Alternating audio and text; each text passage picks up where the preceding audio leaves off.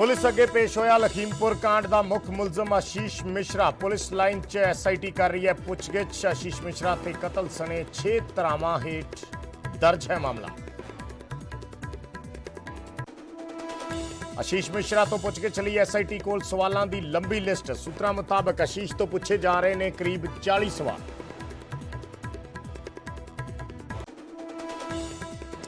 आशीष की पेशी तो बाद नवजोत सिद्धू ने खत्म की भुख हड़ताल। कल तो लखीमपुर च शुरू की सी हड़ताल। दोषियों खिलाफ कार्रवाई होने तक भुख हड़ताल जारी रखने का कीता सी ऐलान।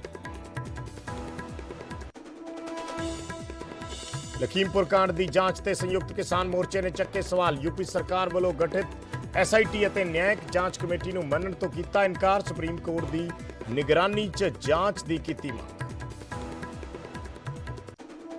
लगातार 5वें दिन ਵਧੇ पेट्रोल डीजल के रेट। अज फिर पेट्रोल 30 पैसे ते डीजल 35 पैसे होया महंगा।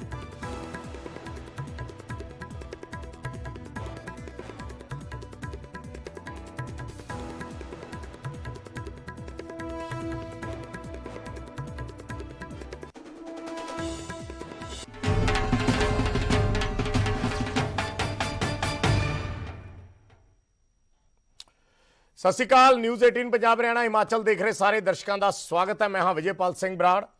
शुरुआत लखीमपुर कांड की खबर के नाल आशीष मिश्रा की पेशी हो चुकी है। पुछगिछ इस वेले आशीष मिश्रा तो चल रही है। लखीमपुर पुलिस लाइन दे विच आशीष मिश्रा पेश होया है जिथे पुछगिछ की जा रही है। 6 मैंबरी SIT बनाई गई सी। 6 मैंबरी SIT आशीष मिश्रा तो पुछगिछ कर रही है। SIT के नाल पुलिस मुलाजम भी ने जिहड़े सवाल जवाब कर रहे हैं। कुल 15 पुलिस मुलाजमान की टीम है जिस वालों ये पुछगिछ की जा रही है। पुलिस को सवालों की एक लंबी लिस्ट है। दस्या जा रहा है कि 40 क्वेश्चन ने 40 सवाल ने जो आशीष मिश्रा तो पूछे गए ने। कुछ मोटे मोटे तौर पर जोड़े सवाल ने दस दिने हैं। पूछा गया है कि हिंसा के समय आशीष मिश्रा कित्थे सी। आशीष मिश्रा के नाल उन्हां दे वकील मौजूद ने। आशीष के कतल सने 6 धरावां जिहड़ियां ने लगियां ने। 6 धरावां के तहत आशीष ते केस दर्ज किया गया है।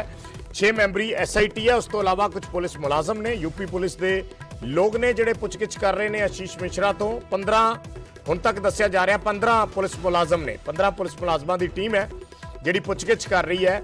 हुण इस दे विच सब तो अहम यह है कि इस पुछगिछ तो बाद आशीष मिश्रा नूं गिरफ्तार किया जाता है कि नहीं, क्योंकि हाले सिर्फ पुछगिछ के लिए बुलाया गया क्योंकि धारा 302 लगी है।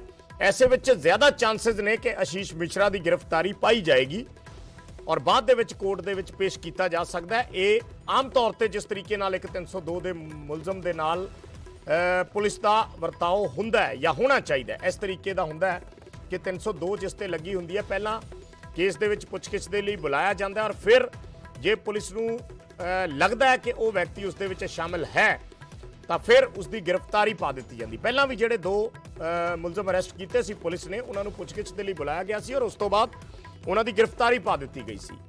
सो पुलिस ने यह भी दस्या सी कि जो उत्थे जीप सी जिस दे नाल इस हादसे को अंजाम दिता गया उस जीप चो 2 कार्टरेज भी मिले सी, कारतूस मिले सी पुलिस नूं 2 और 2 व्यक्तियों को ऑलरेडी गिरफ्तार किया गया। तीजा आशीष मिश्रा है जिसकी तलाश सी।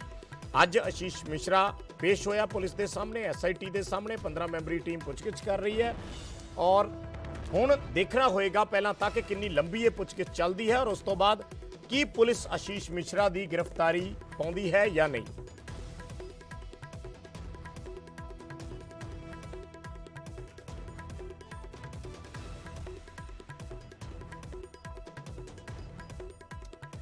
आशीष मिश्रा तो सवाल पूछे जा रहे हैं और उधर नवजोत सिंह सिद्धू ने भुख हड़ताल खत्म कर दी है, क्योंकि नवजोत सिंह सिद्धू ने भुख हड़ताल इसलिए की सी कि जदों तक आशीष मिश्रा पुलिस के सामने पेश नहीं हो जाता उदों तक वो भुख हड़ताल ते रहणगे, मौन वरते रहणगे। सो आशीष मिश्रा की पेशी तो बाद सिद्धू ने भुख हड़ताल भी खत्म कर दी, मौन वर्त भी तोड़ दिता और हुण ओह जिहड़े बाकी मृतक सी जिहड़े इस हादसे दे विच मारे गए सी किसान उन्हां दे परिवारां दे नाल मुलाकात करन जाणगे। कल 2 परिवारां दे नाल मुलाकात कीती सी। पहला लवप्रीत जिहड़ा एक 19 साल का लड़का सी जिसकी मौत हुई, उन्हां दे घर गए। उस तो बाद जिहड़ा एक पत्रकार इस गड्डी की चपेट च पत्रकार भी आया सी रमन कश्यप, उसके घर भी नवजोत सिंह सिद्धू गए ते रमन कश्यप के घर उन्होंने परिवार नाल मुलाकात करन तो बाद नवजोत सिद्धू पुलिस ਉੱਥੇ ਪੁਲਿਸ ਦੀ ਮੌਜੂਦਗੀ ਦੇ ਵਿੱਚ ਉਹਨਾਂ ਦੇ ਘਰ ਦੇ ਵਿੱਚ ਹੀ ਭੁੱਖ ਹੜਤਾਲ ਤੇ ਬੈਠ ਗਏ। ਉਹਨਾਂ ਨੇ ਮੌਨ ਵਰਤ ਧਾਰ ਲਿਆ, ਪੂਰੀ ਰਾਤ ਉੱਥੇ ਬੈਠੇ ਰਹੇ। ਉਹਨਾਂ ਦੇ ਨਾਲ ਪੰਜਾਬ ਦਾ ਕੈਬਨਿਟ ਮਿਨਿਸਟਰ ਔਰ ਕੁਝ ਵਿਧਾਇਕ ਨੇ, ਇੱਕ ਡੈਲੀਗੇਸ਼ਨ ਹੈ, ਸਾਰੇ ਦੇ ਸਾਰੇ ਉੱਥੇ ਮੌਜੂਦ ਰਹੇ ਪੂਰੀ ਰਾਤ। ਔਰ ਹੁਣ ਅੱਜ ਜਦੋਂ ਆਸ਼ੀਸ਼ ਮਿਸ਼ਰਾ ਪੁਲਿਸ ਦੇ ਸਾਹਮਣੇ ਪੇਸ਼ ਹੋਇਆ ਤਾਂ ਸਿੱਧੂ ਨੇ ਆਪਣੀ ਭੁੱਖ ਹੜਤਾਲ ਖਤਮ ਕਰਨ ਦਾ ਐਲਾਨ ਕਰ ਦਿੱਤਾ। पीछे लेना है जूम मार सत्यमेव जयते परम पीछे लेना है जूम मार सत्यमेव जयते परम पीछे लेना है जूम मार सत्यमेव जयते परम पीछे लेना है जूम मार सत्यमेव जयते परम पीछे लेना है जूम मार सत्यमेव। ਤਾਂ ਨਵਜੋਤ ਸਿੱਧੂ ਨੇ ਆਪਣੀ ਭੁੱਖ ਹੜਤਾਲ ਖਤਮ ਕਰ ਦਿੱਤੀ ਹੈ, ਮੌਨ ਵਰਤ ਤੋੜ ਦਿੱਤਾ ਹੈ। ਮੀਡੀਆ ਦੇ ਨਾਲ ਗੱਲਬਾਤ ਕਰਦੇ ਨਜ਼ਰ ਆਏ ਨੇ ਵਿਜੇਂਦਰ ਸਿੰਗਲਾ, ਨਜ਼ਰ ਆ ਰਹੇ ਨੇ ਤਸਵੀਰਾਂ ਦੇ ਵਿੱਚ। ਕੁਝ ਹੋਰ ਜਿਹੜੇ ਉਹਨਾਂ ਦੇ ਸਾਥੀ ਕੁਲਜੀਤ ਨਾਗਰਾ, ਮਦਨ ਲਾਲ ਜਲਾਲਪੁਰ, ਇਹ ਸਾਰੇ ਜਿਹੜੇ ਉਹਨਾਂ ਦੇ ਨਾਲ ਮੌਜੂਦ ਸੀ। 5 ਮੈਂਬਰੀ ਵਫਦ ਸੀ ਔਰ 5 ਮੈਂਬਰੀ ਵਫਦ ਹੀ ਪਰਿਵਾਰਾਂ ਦੇ ਨਾਲ ਮੁਲਾਕਾਤ ਕਰਨ ਗਿਆ ਸੀ, ਜਿਸ ਤੋਂ ਬਾਅਦ ਇੱਕਦਮ ਨਵਜੋਤ ਸਿੰਘ ਸਿੱਧੂ ਨੇ ਮੁਲਾਕਾਤ ਤੋਂ ਬਾਅਦ ਭੁੱਖ ਹੜਤਾਲ ਕਰਨ ਦਾ ਐਲਾਨ ਕਰ ਦਿੱਤਾ, ਮੌਨ ਵਰਤ ਦਾ ਐਲਾਨ ਕਰ ਦਿੱਤਾ ਔਰ ਪੂਰਾ ਡੈਲੀਗੇਸ਼ਨ ਉੱਥੇ ਮੌਜੂਦ ਰਿਹਾ। ਔਰ ਅੱਜ ਆਸ਼ੀਸ਼ ਮਿਸ਼ਰਾ ਦੀ ਪੇਸ਼ੀ ਤੋਂ ਬਾਅਦ ਸਿੱਧੂ ਨੇ ਆਪਣੀ ਭੁੱਖ ਹੜਤਾਲ ਖਤਮ ਕਰ ਦਿੱਤੀ ਹੈ। ਹੁਣ ਆਸ਼ੀਸ਼ ਮਿਸ਼ਰਾ ਤੋਂ ਪੁੱਛਗਿੱਛ ਜਾਰੀ ਹੈ। ਥੋੜੀ ਦੇਰ ਦੇ ਵਿੱਚ ਪਤਾ ਚੱਲੇਗਾ ਕਿ ਪੁਲਿਸ ਕੀ ਬਿਆਨ ਦਿੰਦੀ ਹੈ, ਕਿ ਆਸ਼ੀਸ਼ ਮਿਸ਼ਰਾ ਦੀ ਗ੍ਰਿਫਤਾਰੀ ਪਾਈ ਜਾਂਦੀ ਹੈ ਜਾਂ ਨਹੀਂ।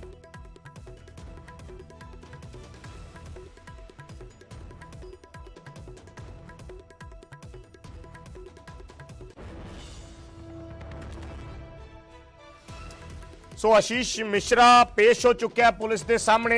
ਇਸ ਵੇਲੇ ਸਭ ਤੋਂ ਅਹਿਮ ਹੈ ਕਿ ਪੁਲਿਸ ਹੁਣ ਅੱਗੇ ਕੀ ਕਾਰਵਾਈ ਕਰਦੀ ਹੈ, ਕਿਉਂਕਿ ਸਭ ਤੋਂ ਵੱਡੀ ਗੱਲ ਇਹ ਹੈ ਕਿ ਸੁਪਰੀਮ ਕੋਰਟ ਵੀ ਮਾਮਲੇ ਦੇ ਵਿੱਚ ਇਨਵੋਲਵ ਹੋ ਚੁੱਕੀ ਹੈ। ਔਰ ਸੁਪਰੀਮ ਕੋਰਟ ਨੇ ਜਿਸ ਤਰੀਕੇ ਦੀਆਂ ਆਬਜ਼ਰਵੇਸ਼ਨ ਦਿੱਤੀਆਂ ਨੇ ਇਸ ਮਸਲੇ ਨੂੰ ਲੈ ਕੇ, ਸੋ ਸਿੱਧਾ ਉਸ ਤੋਂ ਇਹ ਜ਼ਾਹਿਰ ਹੁੰਦਾ ਹੈ ਕਿ ਸੁਪਰੀਮ ਕੋਰਟ ਯੂਪੀ ਪੁਲਿਸ ਦੀ ਕਾਰਵਾਈ ਤੋਂ ਸੰਤੁਸ਼ਟ ਨਹੀਂ ਹੈ। ਔਰ ਕੋਰਟ ਨੇ ਇੱਕ ਤਰੀਕੇ ਨਾਲ ਕਹਿ ਦਿੱਤਾ ਹੈ ਕਿ ਉਹ ਆਪਣੀ ਨਿਗਰਾਨੀ ਦੇ ਵਿੱਚ ਇਸ ਪੂਰੇ ਮਾਮਲੇ ਨੂੰ ਦੇਖ ਰਹੇ ਨੇ ਕਿ ਕਿਸ ਤਰੀਕੇ ਨਾਲ ਯੂਪੀ ਪੁਲਿਸ ਇਸ ਮਾਮਲੇ 'ਚ ਕਾਰਵਾਈ ਕਰ ਰਹੀ ਹੈ। ਔਰ ਉਹਨਾਂ ਦੀ ਪੂਰੀ ਨਜ਼ਰ ਹੈ ਔਰ ਉਹ ਦੇਖਣਗੇ ਕਿ ਜੇ ਯੂਪੀ ਪੁਲਿਸ ਆਪਣੀ ਡਿਊਟੀ ਤਨਦੇਹੀ ਨਾਲ ਨਹੀਂ ਨਿਭਾਉਂਦੀ ਤਾਂ ਕਿਸੇ ਦੂਜੀ ਏਜੰਸੀ ਨੂੰ ਵੀ ਜਾਂਚ ਸੌਂਪੀ ਜਾ ਸਕਦੀ ਹੈ।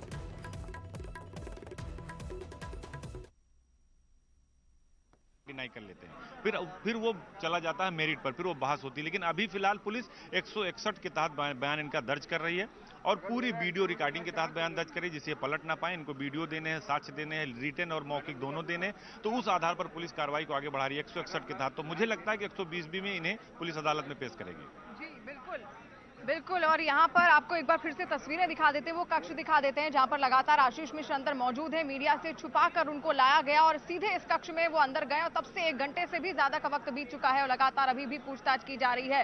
जैसा कि अजीत ने भी कहा 161 के तहत उनसे बयान जो है उनके दर्ज करवाए जा रहे हैं। लेकिन इस बीच लखीमपुर घटना के बाद सुपर एक्सक्लूसिव इंटरव्यू दिया था सीएम योगी आदित्यनाथ ने न्यूज 18 इंडिया को। उन्होंने कहा था कि जल्द ही दूध का दूध और पानी का पानी हो जाएगा और किसी को भी बख्शा नहीं जाएगा। और क्या कुछ कहा था इस इंटरव्यू में उन्होंने, एक बार सुनिए।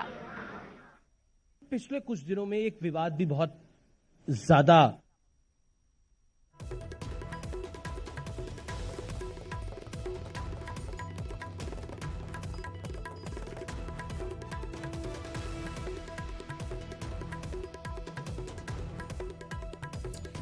ਤਾਂ ਆਸ਼ੀਸ਼ ਮਿਸ਼ਰਾ ਤੋਂ ਪੁੱਛਗਿੱਛ ਕੀਤੀ ਜਾ ਰਹੀ ਹੈ। ਜਿਸ ਤਰੀਕੇ ਨਾਲ ਅਸੀਂ ਦੱਸ ਰਹੇ ਸੀ, ਸਾਡੇ ਸਹਿਯੋਗੀ ਵੀ ਬਰੀਫ ਕਰ ਰਹੇ ਨੇ ਕਿ ਸੁਪਰੀਮ ਕੋਰਟ ਦੀ ਨਿਗਰਾਨੀ ਦੇ ਵਿੱਚ ਹੋ ਰਹੀ ਹੈ। ਔਨ ਕੈਮਰਾ ਜਿਹੜੀ ਹੈ ਇਹ ਪੂਰੀ ਪੁੱਛਗਿੱਛ ਕੀਤੀ ਜਾ ਰਹੀ ਹੈ, ਪੂਰੀ ਇਨਵੈਸਟੀਗੇਸ਼ਨ ਔਨ ਰਿਕਾਰਡ ਹੈ, ਔਨ ਕੈਮਰਾ ਹੈ, ਕਿਉਂਕਿ ਸੁਪਰੀਮ ਕੋਰਟ ਦੇਖਣਾ ਚਾਹੁੰਦਾ ਹੈ ਕਿ ਜਿਹੜੀ ਯੂਪੀ ਪੁਲਿਸ ਹੈ ਉਹ ਕਿਸ ਤਰੀਕੇ ਨਾਲ ਆਪਣੀ ਕਾਰਵਾਈ ਨੂੰ ਅੱਗੇ ਵਧਾ ਰਹੀ ਹੈ। ਜੇ ਉਸ ਦੇ ਵਿੱਚ ਸੁਪਰੀਮ ਕੋਰਟ ਨੂੰ ਕੁਝ ਗੜਬੜ ਲੱਗਦੀ ਹੈ ਤਾਂ ਫਿਰ ਉਸ ਜਾਂਚ ਨੂੰ ਕਿਸੇ ਹੋਰ ਏਜੰਸੀ ਨੂੰ ਦੇਣ ਬਾਰੇ ਵੀ ਸੋਚਿਆ ਜਾ ਸਕਦਾ ਹੈ। ਪਰ ਫਿਲਹਾਲ ਸੁਪਰੀਮ ਕੋਰਟ ਵੀ ਇਹ ਦੇਖਣਾ ਚਾਹੁੰਦਾ ਹੈ ਕਿ ਕਿਸ ਤਰੀਕੇ ਨਾਲ ਯੂਪੀ ਪੁਲਿਸ ਆਪਣਾ ਕੰਮ ਕਰ ਰਹੀ ਹੈ।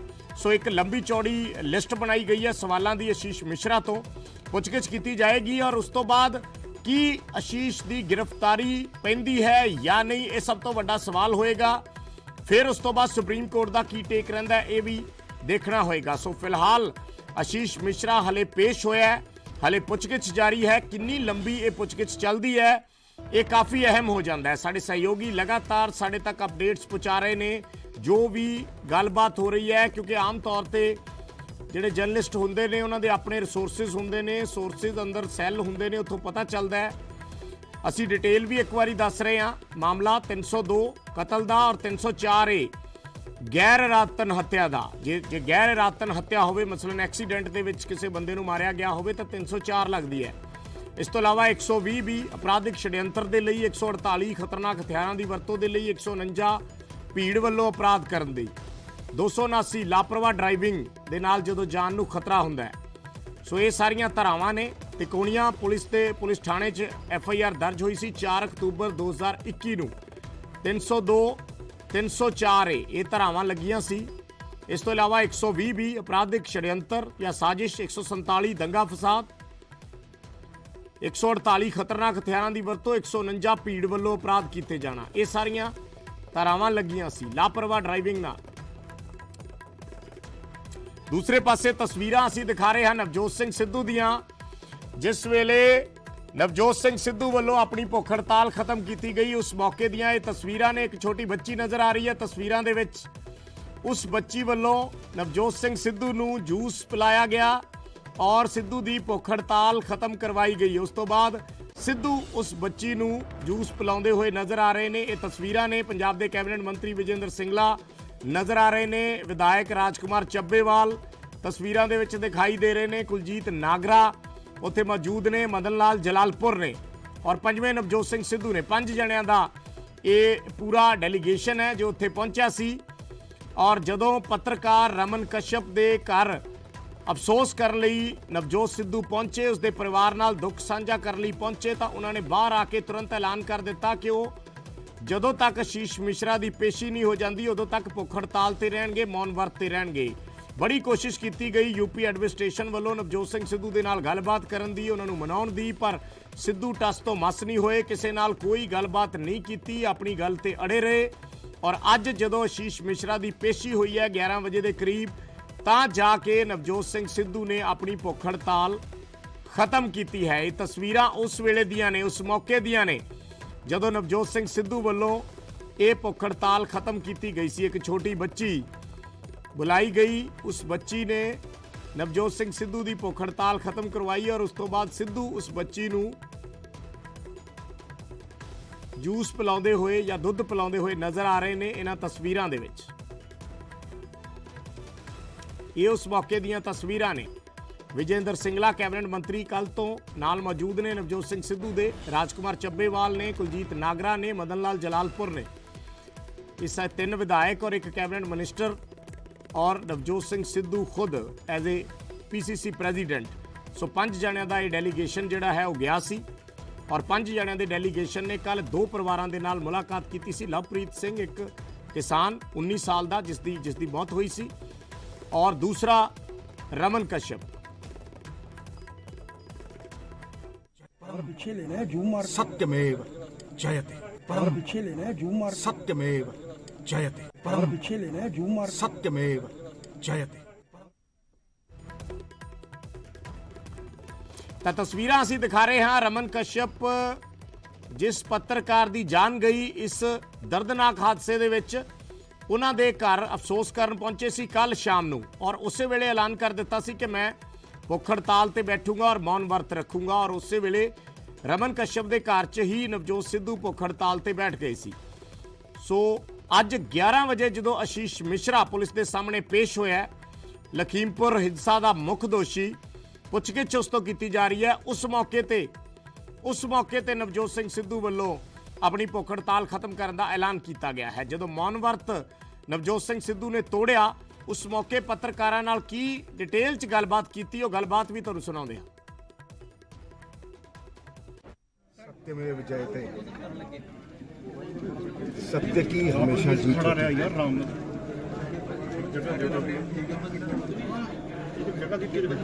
न्याय से बड़ा राष्ट्र चलाने के लिए कोई साधन नहीं। न्याय है तो सुशासन, न्याय नहीं है तो कुशासन। कोई व्यक्ति राजा भी हो, न्याय से बड़ा नहीं है। यही सत्य है। सत्य की इस लड़ाई में आज जीत हुई, किसान भाइयों की जीत हुई, कश्यप साहब के परिवार की जीत हुई, क्योंकि उन्हें मुआवजा नहीं चाहिए था, मुआवजा से ज्यादा उन्हें न्याय चाहिए। समझिए, लवप्रीत उसकी बहन ने कहा मुझे मुआवजा नहीं चाहिए, मुझे इंसाफ चाहिए। इसलिए ये सत्य का मार्ग हमें अपनाना चाहिए। हर राजनीतिक व्यक्ति के लिए ये बहुत जरूरी है कि उसका कोई किरदार हो, क्योंकि किरदारों पे ही विश्वास होता है। Men of genius are admired, men of power are feared, but men of character are trusted। ये यकीन वापस आना चाहिए किसान भाइयों के इस पवित्र सत्य। यदि प्राणों की आहुति भी जाती कोई कम नहीं था, क्योंकि वो फर्ज।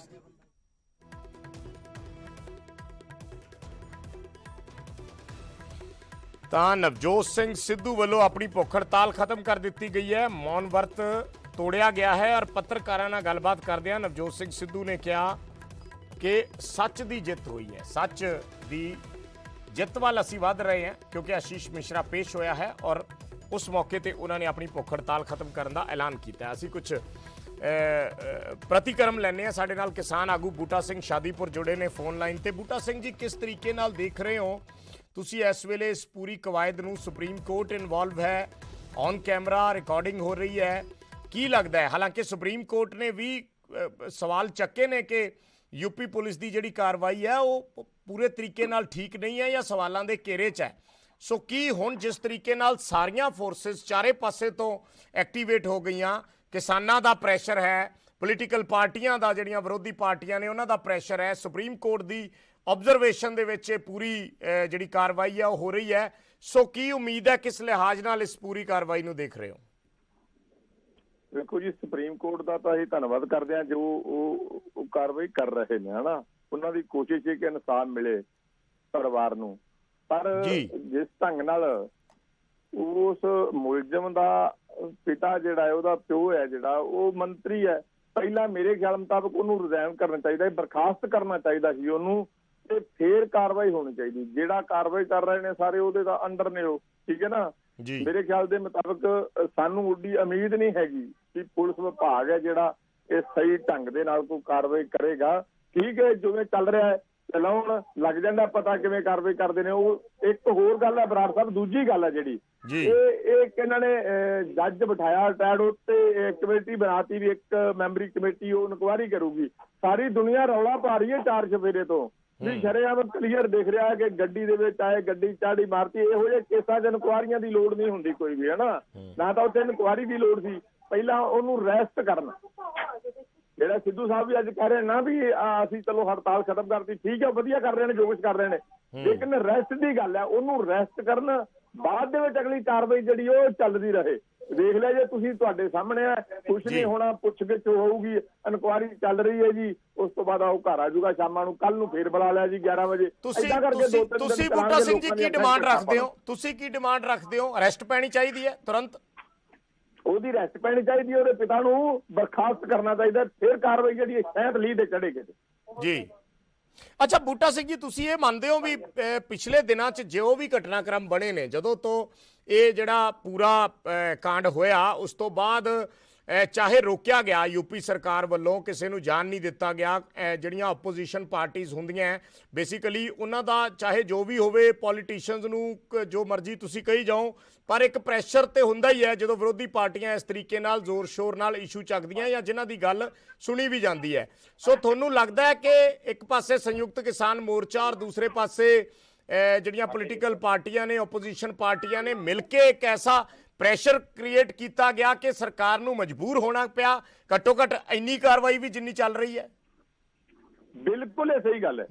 ਦੇਖੋ ਸਾਰੇ ਪਾਸੋਂ ਸੰਯੁਕਤ ਮੋਰਚੇ ਦਾ ਪ੍ਰੈਸ਼ਰ ਸੀ, ਰਾਜਸੀ ਪਾਰਟੀਆਂ ਸਾਰੀਆਂ, ਉਹਨਾਂ ਨੂੰ ਜੋ ਕੋਈ ਮਰਜ਼ੀ ਕਹੀ ਜਾਏ, ਲਾ ਲੈ ਰਿਹਾ, ਕੁਝ ਕਰ ਰਿਹਾ, ਲੇਕਿਨ ਦਬਾਅ ਬਣਿਆ ਉਸ ਕੇਂਦਰ ਦੀ ਅੜੀਅਲ ਸਰਕਾਰ ਵਾਲਾ ਜਿਹੜਾ ਰਵੱਈਆ ਸੀ ਉਹੀ ਯੂਪੀ ਸਰਕਾਰ ਅਪਣਾ ਰਹੀ ਸੀ, ਤੇ ਉਹਨਾਂ ਨੂੰ ਉਹਨੂੰ ਬੁਲਾ ਕੇ ਘੱਟੋ ਘੱਟ ਹੋਰ ਕੁਝ ਨਹੀਂ, ਇੱਕ ਜਿਹੜੀ ਪੁੱਛ-ਗਿੱਛ ਵੱਲ ਨੂੰ ਉਹ ਵਧੇ ਨੇ ਨਹੀਂ ਤੇ ਬਿਲਕੁਲ ਕੋਈ ਵੀ ਉਮੀਦ ਨਹੀਂ ਸੀ। ਜੇਕਰ ਸਾਰੇ ਪਾਸਿਓਂ ਸਾਰੇ ਦੇਸ਼ ਦਾ ਪ੍ਰੈਸ਼ਰ ਨਾ ਹੁੰਦਾ ਤੇ ਸ਼ਾਇਦ ਹੋ ਸਕਦਾ ਅੱਜ ਉਹਨੂੰ ਬੁਲਾਉਂਦੇ ਵੀ ਨਾ ਉੱਥੇ ਦਫ਼ਤਰ ਦੇ ਅੰਦਰ। ਠੀਕ ਹੈ ਜੀ, ਇਹ ਸਾਰੇ ਦੇਸ਼ ਦਾ ਪ੍ਰੈਸ਼ਰ ਆ, ਪੋਲੀਟੀਕਲ ਪਾਰਟੀਆਂ ਦਾ ਪ੍ਰੈਸ਼ਰ ਏ, ਆਮ ਨਾਗਰਿਕ ਦਾ ਪ੍ਰੈਸ਼ਰ ਏ ਤੇ ਸੰਯੁਕਤ ਮੋਰਚੇ ਦਾ ਪ੍ਰੈਸ਼ਰ ਏ। ਪਰ ਇੱਕ ਗੱਲ ਅਸੀਂ ਮੈਂ ਫੇਰ ਦੁਬਾਰੇ ਕਹੂੰਗਾ, ਇਸ ਇਨਕੁਆਰੀ ਨੂੰ, ਇਸ ਕੇਸ ਨੂੰ ਸਹੀ ਢੰਗ ਨਾਲ ਚਲਾਉਣ ਵਾਸਤੇ, ਸਹੀ ਦਿਸ਼ਾ ਵੱਲ ਲੈ ਕੇ ਜਾਣ ਵਾਸਤੇ ਇਹਨਾਂ ਨੂੰ ਉਹਨੂੰ ਬਰਖਾਸਤ ਕਰ ਦੇਣਾ ਚਾਹੀਦਾ। ਮੋਦੀ ਸਰਕਾਰ ਨੂੰ 1 ਮਿੰਟ ਲਾਉਣਾ ਚਾਹੀਦਾ, ਜਿਵੇਂ ਲੋਕਾਂ ਦੀ ਡਿਮਾਂਡ ਹੈ, ਸਾਰੇ ਦੇਸ਼ ਦੀ ਡਿਮਾਂਡ ਹੈ, ਇਹਨੂੰ ਲਾਂਭੇ ਕੀਤਾ ਜਾਵੇ। ਬੂਟਾ ਸਿੰਘ ਜੀ, ਤੁਸੀਂ ਇਨਕੁਆਰੀ ਬਣੇ ਰਹਿਣਾ। ਸਾਡੇ ਨਾਲ ਹਰਜੀਤ ਗਰੇਵਾਲ ਵੀ ਜੁੜ ਗਏ ਨੇ ਬੀਜੇਪੀ ਤੋਂ। ਗਰੇਵਾਲ ਸਾਹਿਬ, ਬੇਸਿਕਲੀ ਬੁਲਾਇਆ ਗਿਆ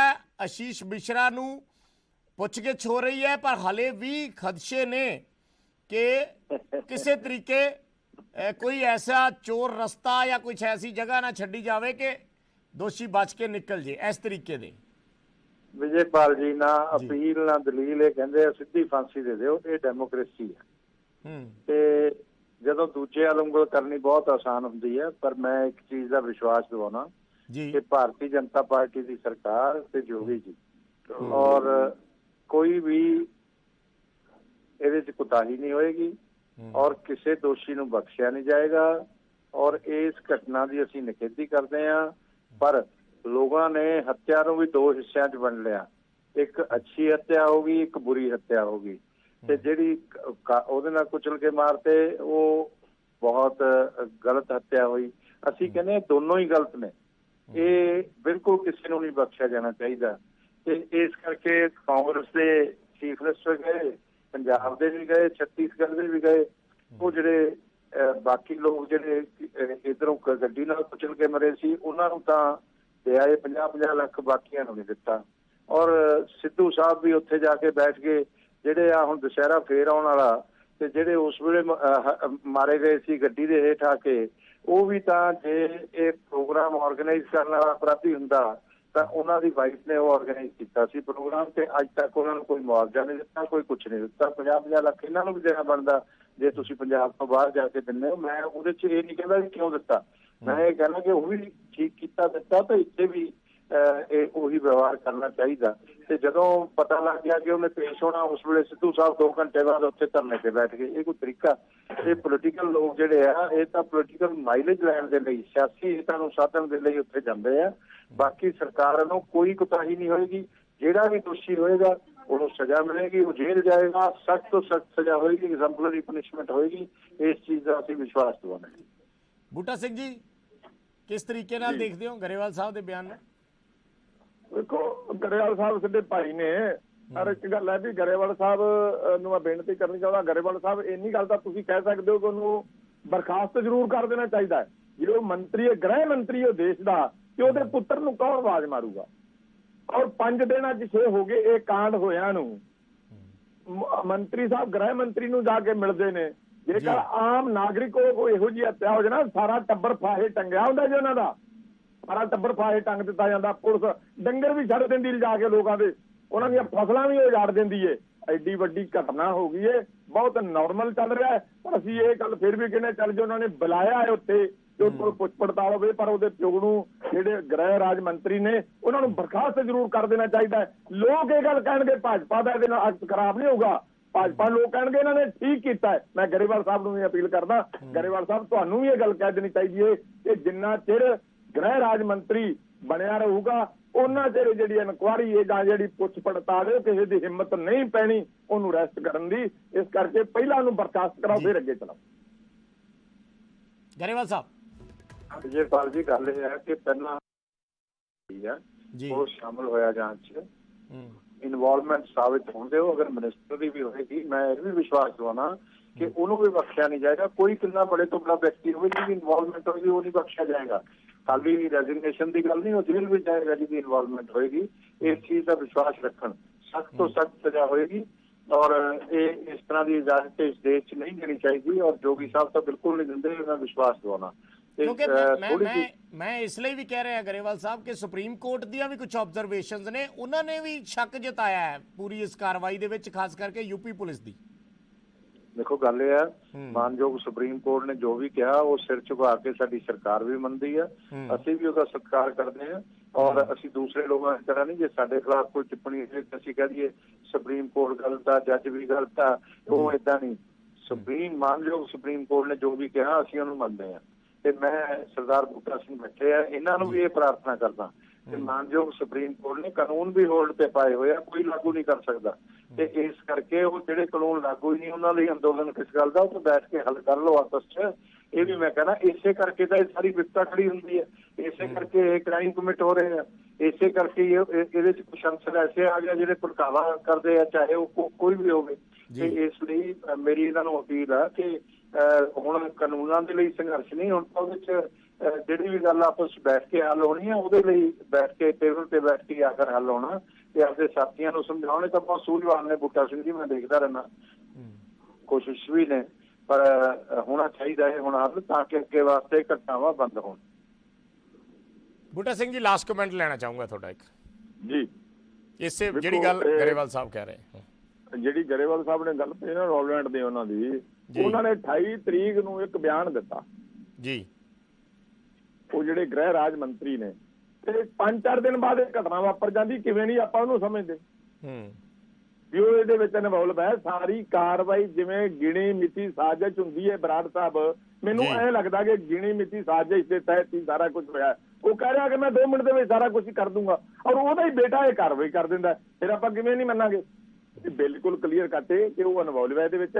ਸਾਰੀ ਕਾਰਵਾਈ ਉਹਨੇ ਜਾਣ ਬੁੱਝ ਕੇ ਕਰਾਈ ਹੈ, ਕੋਈ ਫੇਰਾ ਲੈਣ ਵਾਸਤੇ ਆਪਣੀ ਪਾਰਟੀ ਤੋਂ।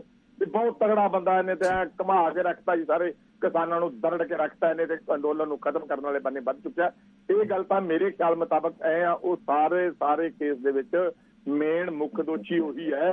ਹਮੇਸ਼ਾ ਵਾਸਤੇ ਕੋਰਟਾਂ ਜਿਹੜੀਆਂ ਨੇ ਲਲਕਾਰਾ ਮਾਰਨ ਵਾਲੇ ਨੂੰ ਸੱਟ ਮਾਰਨ ਵਾਲੇ ਨਾਲੋਂ ਸਜ਼ਾ ਜ਼ਿਆਦਾ ਦਿੰਦੀਆਂ ਨੇ, ਇਸ ਕਰਕੇ ਉਹ ਦੋਸ਼ੀ ਹੈ ਮੇਰੇ ਮੁਤਾਬਕ। ਠੀਕ ਹੈ। ਦੂਜੀ ਗੱਲ ਇਹਨਾਂ ਨੇ ਕਹੀ ਹੈ ਕਾਨੂੰਨਾਂ ਵਾਲੀ ਜੀ, ਕਾਨੂੰਨਾਂ ਵਾਸਤੇ ਵੀ ਵੇਖੋ, ਅਸੀਂ ਗਰੇਵਾਲ ਸਾਹਿਬ ਨਾਲ ਵੀ ਮੇਰੀ ਕਈ ਵਾਰ ਗੱਲ ਹੋਈ ਹੈ, ਇਹਨਾਂ ਦੇ ਸੀਨੀਅਰ ਆਗੂ ਨੇ ਰਾਜਨਾਥ ਸਿੰਘ ਜੀ ਨਾਲ ਵੀ ਕਈ ਵਾਰ ਗੱਲ ਹੋਈ ਹੈ। ਮੈਂ ਇੱਕੋ ਹੀ ਬੇਨਤੀ ਕਰਦਾ, ਹੁਣ ਵੀ ਤੁਹਾਡੇ ਨਾਲ ਇਹੀ ਗੱਲ ਕਰਦੇ ਹਾਂ ਕਿ ਗਰੇਵਾਲ ਸਾਹਿਬ, ਤੁਸੀਂ ਆਪਣੀ ਪਾਰਟੀ ਤੋਂ ਸਾਨੂੰ ਇੱਕ ਵਾਰ ਸੱਦਾ ਪੱਤਰ ਦਵਾਓ, ਚਿੱਠੀ ਪੱਤਰ ਕੱਢੋ ਉੱਥੋਂ, ਜਿਵੇਂ ਪਹਿਲਾਂ ਚੱਲਦਾ ਸੀ, ਤੇ ਆਪਾਂ ਨਾਲ ਦੀ ਨਾਲ ਹੀ ਬੈਠਾਂਗੇ। ਤੁਸੀਂ ਬੁਲਾ ਲਓ, ਬੇਸ਼ੱਕ ਰਾਤ ਨੂੰ ਬੁਲਾ ਲਓ, ਜੇ ਦਿਨ 'ਚ ਤੁਹਾਡੇ ਕੋਲ ਨਹੀਂ ਟਾਈਮ ਹੈ, ਸਾਨੂੰ ਰਾਤ ਨੂੰ ਬੁਲਾ ਲਓ, ਅਸੀਂ ਰਾਤ ਨੂੰ ਆ ਜਾਊਗਾ। ਸਮਾਂ ਸਥਾਨ ਦੱਸ ਦਿਓ, ਉੱਥੇ ਪਹੁੰਚਾਂਗੇ, ਗੱਲ ਚੱਲ ਜੂਗੀ, ਫਿਰ ਨਿਬੜ ਜਾਏਗੀ। ਇਹ ਅਸੀਂ ਵੀ ਮੰਨਦੇ ਹਾਂ ਕਿ ਜੇਕਰ ਅੰਦੋਲਨ ਚੱਲ ਰਿਹਾ ਹੈ, ਇਹ ਜਿਹੜੀਆਂ ਘਟਨਾਵਾਂ ਵਾਪਰ ਰਹੀਆਂ ਨੇ, ਇਹ ਹੋ ਸਕਦਾ ਇਸੇ ਕਰਕੇ ਹੋਣਗੀਆਂ, ਪਰ ਇਹ ਸੋਚਣਾ ਤੇ ਤੁਹਾਨੂੰ ਪਊਗਾ। ਧਰਮ ਤੁਹਾਨੂੰ ਨਿਭਾਉਣਾ ਪੈਣਾ, ਸੀਟ ਤੇ ਤੁਸੀਂ ਬੈਠੇ ਹੋ, ਦੇਸ਼ ਤੇ ਰਾਜ ਭਾਗ ਤੁਹਾਡਾ ਹੈ। ਇਹ ਤੁਹਾਡੀ ਜ਼ਿੰਮੇਵਾਰੀ ਬਣਦੀ ਕਿ ਤੁਸੀਂ ਇਸ ਅੰਦੋਲਨ ਨੂੰ ਖਤਮ ਕਰਨ ਵਾਸਤੇ ਅੱਗੇ ਆਓ। ਐਕਚੁਅਲੀ ਗੱਲ ਗਰੇਵਾਲ ਸਾਹਿਬ ਰਾਜ ਧਰਮ ਨਿਭਾਉਣ ਦੀ ਆ ਜਾਂਦੀ ਹੈ, ਰਾਜ ਧਰਮ ਨਿਭਾਉਣ ਦੀ, ਔਰ ਉਦੋਂ ਫਿਰ ਜ਼ਿੰਮੇਵਾਰੀ ਸਰਕਾਰਾਂ ਦੀ ਬਣਦੀ ਹੈ ਇਨੀਸ਼ੀਏਟਿਵ ਲੈਣ ਦੀ। ਘੱਟੋ ਘੱਟ ਇੰਨਾ ਕਿਤੇ ਆਪਾਂ ਨੂੰ ਮੰਨਣਾ ਪਏਗਾ। ਦੇਖੋ, ਅੰਦੋਲਨ ਜਿਹੜੀਆਂ ਜਥੇਬੰਦੀਆਂ ਚਲਾ ਰਹੀਆਂ ਨੇ, ਅੰਦੋਲਨ ਨੂੰ ਦਿਸ਼ਾ ਉਹਨਾਂ ਨੇ ਦੇਣੀ ਹੈ, ਸ਼ਾਂਤੀਪੂਰਵਕ ਉਹਨਾਂ ਨੇ ਰੱਖਣਾ, ਲੋਕਤੰਤਰਿਕ ਤਰੀਕੇ ਨਾਲ ਉਹਨਾਂ ਦੀ ਵੀ ਜ਼ਿੰਮੇਵਾਰੀ ਹੈ। ਸਾਰੀ ਜ਼ਿੰਮੇਵਾਰੀ ਤੋਂ ਇਹ ਮੁਕਤ ਨਹੀਂ ਹੋ ਜਾਂਦੇ। ਜੇ ਕਿਤੇ ਵੀ ਕੋਈ ਇਹੋ ਜਿਹੀ ਘਟਨਾ ਹੁੰਦੀ ਹੈ ਤਾਂ ਉਹਦੇ 'ਚ ਜ਼ਿੰਮੇਵਾਰੀ ਬਿਲਕੁਲ ਅੰਦੋਲਨ ਕਰਨ ਵਾਲੇ ਕਿਸਾਨਾਂ ਦੀ ਨਹੀਂ ਹੈ, ਜਿਹੜੇ ਉਹਦੇ ਸ਼ਮੂਲੀਅਤ ਕਰਦੇ ਆ। ਜਿਹੜੇ ਅੰਦੋਲਨ ਨੂੰ ਸੇਧ, ਜਿਵੇਂ ਬੂਟਾ ਸਿੰਘ ਜੀ, ਹੋਰ ਸੰਯੁਕਤ ਕਿਸਾਨ ਮੋਰਚੇ ਦੇ 40-42 ਲੋਕ ਨੇ, ਇਹਨਾਂ ਦੀ ਜ਼ਿੰਮੇਵਾਰੀ ਹੈ ਲੀਡਰਾਂ ਦੀ, ਤੇ ਇਹਨਾਂ ਨੇ ਸੋਚਣਾ ਕਿ ਇਹਨੂੰ ਕਿਸ ਤਰ੍ਹਾਂ ਦੀ ਦਿਸ਼ਾ ਦੇਣੀ ਹੈ, ਕੀ ਕਰਨਾ। ਔਰ ਬਾਕੀ ਸ਼ਾਂਤਮਈ ਅੰਦੋਲਨ ਕਰਨ ਦਾ ਸਭ ਨੂੰ ਅਧਿਕਾਰ ਹੈ, ਡੈਮੋਕ੍ਰੇਸੀ। ਸਾਡੀ ਸਰਕਾਰ ਕੋਈ ਇਹਨਾਂ ਨੂੰ ਰੋਕ ਥੋੜਾ ਰਹੀ ਹੈ, ਕਦੇ ਵੀ ਨਹੀਂ ਰੋਕਿਆ। ਤੇ ਇਹਨੂੰ ਹਿੰਸਕ ਨਾ ਬਣਾਉਣ, ਤੇ ਦੂਸਰਾ ਬੈਠ ਕੇ ਗੱਲ ਹੋ ਹੀ ਜਾਣੀ ਆ, ਆਖਰ ਤੱਕ ਗੱਲ ਇਹ ਨਿਪਟਣੀ ਆ। ਅਸੀਂ ਤਾਂ, ਮੈਂ ਤਾਂ ਸਭ ਕਦੋਂ ਹੋਣੀ ਹੈ ਇਹ ਦੇਖਣਾ ਪਊਗਾ। ਆਪਾਂ ਰੋਜ਼ ਹੀ ਗੱਲ ਕਰਦੇ ਹਾਂ ਜੀ, ਬੇਸਿਕਲੀ ਗੱਲ ਇੱਥੇ ਖਤਮ ਹੋ ਜਾਂਦੀ ਹੈ ਵੀ ਹੋ ਹੀ ਜਾਣੀ ਹੈ ਅਗਲੇ ਦਿਨਾਂ 'ਚ। ਚਲੋ ਖੈਰ, ਸ਼ੁਕਰੀਆ ਗਰੇਵਾਲ ਸਾਹਿਬ ਸਾਡੇ ਨਾਲ ਜੁੜਨ ਲਈ। ਬੂਟਾ ਸਿੰਘ ਜੀ, ਬਹੁਤ ਬਹੁਤ ਧੰਨਵਾਦ ਸਾਡੇ ਨਾਲ ਜੁੜਨ ਲਈ, ਆਪਣੀ ਗੱਲ ਕਹਿਣ ਦੇ ਲਈ। ਫਿਲਹਾਲ ਅੱਜ ਜਿਹੜਾ ਫੋਕਸ ਹੈ ਉਹ ਆਸ਼ੀਸ਼ ਮਿਸ਼ਰਾ ਤੋਂ ਹੋ ਰਹੀ ਪੁੱਛਗਿੱਛ ਤੇ ਹੈ ਕਿ ਆਸ਼ੀਸ਼ ਮਿਸ਼ਰਾ ਤੋਂ ਕਿਸ ਤਰੀਕੇ ਦੀ ਪੁੱਛਗਿੱਛ ਕੀਤੀ ਜਾਂਦੀ ਹੈ, ਕਿਸ ਲਿਹਾਜ਼ ਨਾਲ ਪੁੱਛਗਿੱਛ ਕੀਤੀ ਜਾਂਦੀ ਹੈ, ਕਾਰਵਾਈ ਕੀ ਰਹਿੰਦੀ ਹੈ, ਕਿਉਂਕਿ ਸਭ ਕੁਝ ਅੰਡਰ ਆਬਜ਼ਰਵੇਸ਼ਨ ਹੋ ਰਿਹਾ ਹੈ ਸੁਪਰੀਮ ਕੋਰਟ ਦੀ, ਔਰ ਸਭ ਕੁਝ ਔਨ ਰਿਕਾਰਡ ਹੋ ਰਿਹਾ, ਔਨ ਕੈਮਰਾ ਹੋ ਰਿਹਾ। ਸੋ ਥੋੜੀ ਦੇਰ ਦੇ ਵਿੱਚ ਇਸ ਬਾਰੇ ਹੋਰ ਵੀ ਡਿਟੇਲ ਨਿਕਲ ਕੇ ਆਏਗੀ, ਹੋਰ ਵੀ ਅਪਡੇਟ ਆਏਗੀ, ਔਰ ਦਰਸ਼ਕਾਂ ਤੱਕ ਅਸੀਂ ਪਹੁੰਚਾਵਾਂਗੇ।